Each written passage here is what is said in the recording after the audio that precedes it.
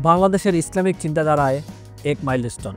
জনপ্রিয় বক্তা এবং পণ্ডিত ডক্টর মিজানুর রহমান আজহারী পটুয়াখালীতে শিরোনামে একটি গুরুত্বপূর্ণ প্রতিবেদন নিয়ে আমরা ফিরে এসেছি।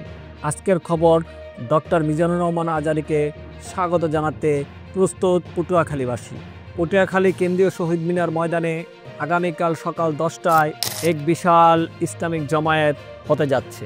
বহু সংখ্যক ধর্মপ্রাণ মানুষের মেলবন্ধনে উপস্থিত থাকবেন ইসলামিক চিন্তাবিদ এবং বর্তমান সময়ের শীর্ষ ইসলামিক বক্তা ডক্টর মিজানুর রহমান আজহারী। পটুয়াখালী ওয়েলফেয়ার ফাউন্ডেশনের উদ্যোগে এই মাহফিল আয়োজন করা হয়েছে।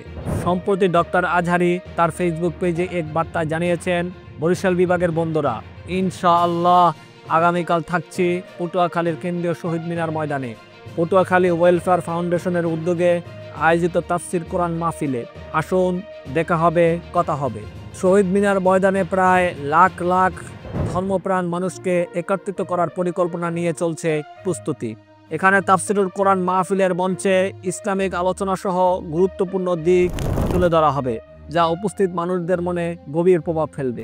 এবার জানিয়ে দেই কি কি বিষয় নিয়ে আলোচনার সম্ভাবনা রয়েছে এই মাহফিলে।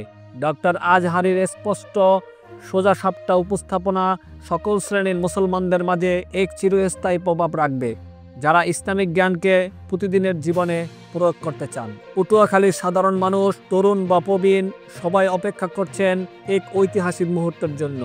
স্থানীয়দের মধ্যে এক আনন্দের বন্যা বয়ে চলেছে, কেননা এমন এক আলোচিত বক্তা একেবারে হাতে ছুঁতে পারা ভক্তদের জন্য এটি এক বিশেষ অনুভূতি।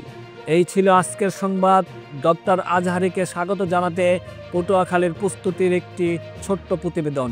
এখানে শেষ হবে না, নতুন কিছু আসবে। চোখ রাখুন আপডেট বাংলাতে।